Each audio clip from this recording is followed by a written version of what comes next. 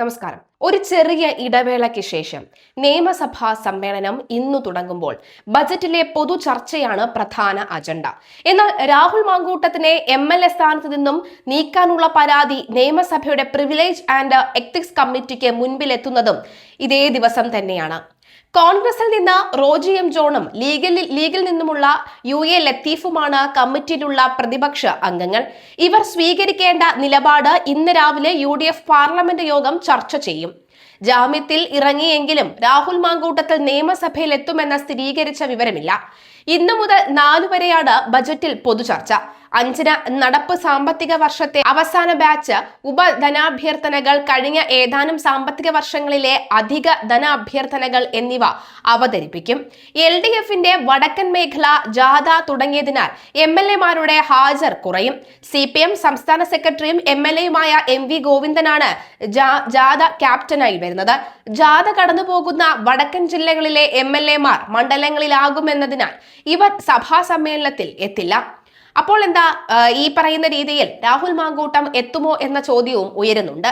രാഹുലിന്റെ കാര്യങ്ങളെല്ലാം സസ്പെൻസും സർപ്രൈസും നിറഞ്ഞവയാണ്. രാഹുൽ വരുമെന്ന് വിചാരിച്ചാൽ വന്നിരിക്കും, വരില്ലെന്ന് വിചാരിച്ചാൽ ആ വഴിക്ക് പോലും തിരിഞ്ഞു നോക്കാത്ത വ്യക്തിയാണ് രാഹുൽ മാങ്കൂട്ടത്തിൽ. അതുകൊണ്ട് തന്നെ നിയമസഭയിലേക്ക് വരുമോ ഇല്ലയോ എന്ന് കാത്തിരുന്ന് കാണണം. ഏതായാലും രാഹുൽ മാങ്കൂട്ടത്തിന് ജാമ്യം കിട്ടിയതിന് പിന്നാലെ അന്ന് രാത്രി അടൂർ വീട്ടിലേക്ക് എത്തിയ മാധ്യമപ്പടയെ നാട്ടുകാർ കൈകാര്യം ചെയ്തതിന് പിന്നാലെ തന്നെ ഇപ്പോൾ അടൂർ വീടിന് ചുറ്റും CCTV ക്യാമറകൾ പോലെ മാധ്യമങ്ങളുടെ ക്യാമറകൾ നിൽക്കാറില്ല. അങ്ങനെ വന്നാൽ തന്നെ അടിച്ചോട്ടിക്കുകയാണ് നാട്ടുകാരുടെ ഇപ്പോഴത്തെ ജോലി. അതുകൊണ്ട് തന്നെ രാഹുൽ മാങ്കൂട്ടത്തിൽ നിന്നോ തിരിഞ്ഞോ അനങ്ങിയോ നടന്നോ എന്ന് പോലും നോക്കാനും അത് പരദൂഷണ കഥകളായി അടിച്ചിറക്കാനും ബിഗ് ബ്രേക്കിംഗ് എന്ന വെണ്ടയ്ക്ക അക്ഷരത്തിൽ കൊടുക്കാനും ഇപ്പോൾ പ്രധാന മാധ്യമങ്ങൾക്ക് സമയവുമില്ല. അതിനുള്ള അവസരങ്ങൾ രാഹുലായിട്ട് ഉണ്ടാക്കി കൊടുക്കുന്നുമില്ല. രാഹുൽ മാങ്കൂട്ടത്തിന്റെ കേസുമായി ബന്ധപ്പെട്ട് ഹൈക്കോടതിയിൽ നടന്ന വാദപ്രതിവാദങ്ങൾക്ക് ശേഷം ഹൈക്കോടതി രാഹുലിന് അനുകൂലമായാണ് തീരുമാനമെടുത്തെങ്കിൽ പോലും വളരെ നിർണായകമായ 1-2 പോയിന്റിൽ രാഹുലിനെ നിശിതമായിട്ട് അങ്ങ് വിമർശിക്കുന്ന സാഹചര്യവും ഉണ്ടായിരുന്നു. അതിൽ പ്രധാനമായും എടുത്തു പറയേണ്ടത് തീർച്ചയായും രാഹുൽ മാങ്കൂട്ടം ഇത്തരത്തിൽ സ്ത്രീകളുടെ നഗ്ന ദൃശ്യങ്ങൾ ഫോണിൽ പകർത്തിയിട്ടുണ്ടെങ്കിൽ, അത് സൂക്ഷിച്ചിട്ടുണ്ടെങ്കിൽ അത് ഗൗരവതരമായിട്ടുള്ള വിഷയം തന്നെയാണ്. അതിന് കൃത്യമായ നടപടി സ്വീകരിക്കേണ്ടതുണ്ട്. അതിന് മറ്റൊരു ദിവസം ആ കേസുമായി ബന്ധപ്പെട്ട് നമുക്ക് വിശദമായ ചർച്ചയ്ക്ക് ആവശ്യമുണ്ടെന്ന് പറയുന്നു. മാത്രമല്ല, രണ്ടാമത്തെ കാര്യം എന്ന് പറയുന്ന നിർബന്ധ ഗർഭചിത്രവുമായി ബന്ധപ്പെട്ടുള്ള കാര്യമാണ്. അതും രാഹുൽ മാങ്കൂട്ടത്തിന്റെ ഭാഗത്തു നിന്നും ഉണ്ടായിട്ടുണ്ടെങ്കിലും അതും പൊറുക്കാൻ കഴിയാത്ത വീഴ്ചയാണ്. അതും നമുക്ക് കണ്ടില്ല എന്നടിക്കാൻ കഴിയില്ല. അപ്പോൾ ഈ 2 വിഷയത്തിലും രാഹുൽ മാങ്കൂട്ടത്തിനെ പ്രത്യേക രീതിയിൽ തന്നെ ഹൈക്കോടതിയിൽ നിന്നുള്ള വാദത്തിനിടയിൽ ഹൈക്കോടതി എടുത്ത് പറയുകയും രൂക്ഷമായ ഭാഷയിൽ വിമർശിക്കുകയും ചെയ്തിരുന്നു. കേസ് ഏതായാലും തുടങ്ങിയിട്ടല്ലേ ഉള്ളൂ. പ്രാഥമിക ഘട്ടത്തിൽ മാത്രമാണ് കേസ് നിൽക്കുന്നത്.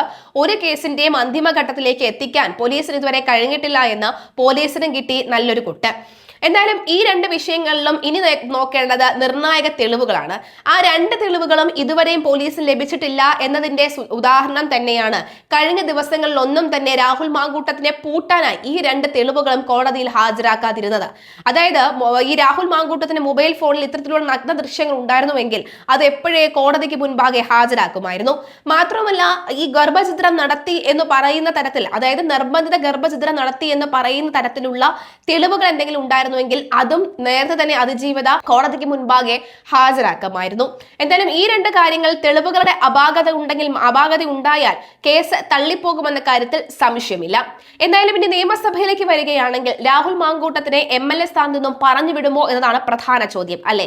അങ്ങനെ ഇപ്പോൾ രാഹുൽ മാങ്കൂട്ടത്തിനെ പറഞ്ഞു വിടുകയാണെങ്കിൽ തീർച്ചയായിട്ടും പ്രതിപക്ഷ അംഗങ്ങളിൽ നിന്നും രാഹുലിന് അനുകൂലമായ ഒരു നിലപാട് ഉണ്ടാകുമെന്ന് തോന്നുന്നില്ല. പക്ഷെ അനുകൂല നിലപാട് ആരുടെ ഭാഗത്തും ഇല്ല എന്നുണ്ടെങ്കിൽ പോലും ഇതിന് കൃത്യമായ ചിട്ടവട്ടങ്ങളുണ്ട്. അതായത് എത്തിക്സ് കമ്മിറ്റിക്ക് വേണമെങ്കിൽ രാഹുലിനെതിരെ നമുക്ക് റിപ്പോർട്ട് സമർപ്പിക്കാം. സ്പീക്കർക്ക് വേണമെങ്കിൽ രാഹുലിനെ ഇംപീച്ച് ചെയ്യാം, അതായത് MLA പദവിയിൽ നിന്നും ഒഴിവാക്കാം. എങ്കിൽ അത് ചരിത്രത്തിൽ ആദ്യമായിട്ടുള്ള സംഭവം തന്നെ ആയിരിക്കും. അതിന് ഒരു മുൻകൈ എടുക്കാൻ ഏതായാലും സ്പീക്കർ ഷംസീർ തയ്യാറാകുമോ എന്ന് കാത്തിരുന്ന് കാണേണ്ടതുണ്ട്.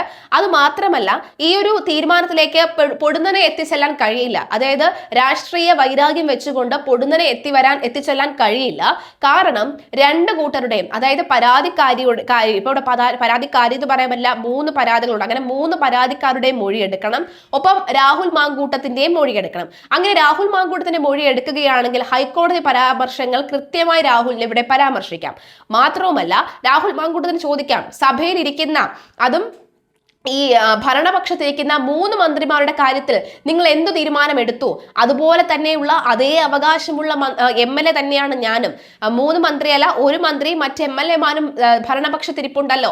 അവിടെയുള്ള MLA മാർക്ക് നേരെ ഒരു ചെറുവിരൽ പോലും അനക്കാതെ, ഒരു ചെറിയ റിപ്പോർട്ട് പോലും വരാത്ത സാഹചര്യത്തിൽ എന്നെ മാത്രം എന്തിന് കരുവാക്കുന്നു, വൈ മീ എന്ന ചോദ്യം അവർക്ക് എത്തിക്സ് കമ്മിറ്റിയുടെ മുൻപാകെ വെക്കാവുന്നതാണ്. ഇങ്ങനെ വെച്ച് കഴിഞ്ഞാലും രാഹുൽ മാങ്കൂട്ടത്തിന് കൃത്യമായ മറുപടി അവർ കൊടുക്കേണ്ട ഉത്തരവാദിത്തം, അത് കൊടുക്കേണ്ട ബാധ്യത രാഹുൽ മാങ്കൂട്ടത്തിന് കൊടുക്കേണ്ട ബാധ്യത ഈ എത്തിക്സ് കമ്മിറ്റിക്ക് ഉണ്ട്. MV ഗോവിന്ദനാണ് ഈ എത്തിക്സ് കമ്മിറ്റിയുടെ അമരത്തുള്ള ഈ CPM നിന്നുള്ള നേതാവ്. അങ്ങനെയെങ്കിൽ ഈ തീർച്ചയായും എത്തിക്സ് കമ്മിറ്റി മുഖേന ഈ രാഹുൽ മാങ്കൂട്ടം പുറത്താവുകയാണെങ്കിൽ CPM വലിയൊരു തിരിച്ചടി തന്നെയായി മാറുമെന്ന കാര്യത്തിൽ യാതൊരു സംശയവും വേണ്ട. കാരണം ഇപ്പോഴും ഈ പറയുന്ന നമ്മൾ ഇപ്പോഴും രാഹുൽ മാങ്കൂട്ടം ചെയ്ത പ്രവർത്തികളെ ന്യായീകരിക്കുകയോ അല്ലെങ്കിൽ അതിജീവിതമാരെ കുറ്റപ്പെടുത്തുകയോ അല്ല ചെയ്യുന്നത്. നിയമവശങ്ങളിലൂടെ പോകുമ്പോൾ രാഹുൽ മാങ്കൂട്ടൽ നിയമത്തിന് മുന്നിൽ തെറ്റ് ചെയ്തിട്ടില്ല എന്ന് പറയുന്നു. സാധാരണക്കാരന്റെ മുന്നിൽ രാഹുൽ മാങ്കൂട്ടൽ തെറ്റ് ചെയ്തിട്ടുണ്ടോ എന്ന് ചോദിക്കുമ്പോൾ സാധാരണക്കാരുടെ അഭിപ്രായം എങ്ങനെയാണ് ഒരാൾ മാത്രം തെറ്റ് ചെയ്യുന്നത് എന്നാണ് അവർ ചോദിക്കുന്നത്. തീർച്ചയായിട്ടും പൊതുജനങ്ങൾക്ക് തീരുമാനമെടുക്കാനുള്ള സ്വാതന്ത്ര്യമുണ്ട്. ആ തീരുമാനം എടുക്കുമ്പോഴാണ് കൃത്യമായി തന്നെ അവർ പറയുന്നത് രാഹുൽ ഞങ്ങൾ ഇപ്പോഴും പിന്തുണയ്ക്കുന്നുണ്ട് എന്ന്. രാഹുൽ പാലക്കാടോ മറ്റേത് ജില്ലയിലോ സ്വതന്ത്രനായി നിന്നാൽ ഞങ്ങൾ ജയിപ്പിക്കുമെന്ന് പറയുന്നതിന്റെ കാരണവും അത് തന്നെയാണ്. എന്തായാലും നിമിഷങ്ങൾ മാത്രമാണ് ബാക്കി. നമുക്ക് കാത്തിരുന്ന് കാരണം സഭ തുടങ്ങുമ്പോൾ രാഹുൽ മാങ്കൂട്ടത്തിൽ എത്തുമോ ഇല്ലയോ എന്നടക്കമുള്ള കാര്യങ്ങളിൽ വ്യക്തത ഉടൻ വരും.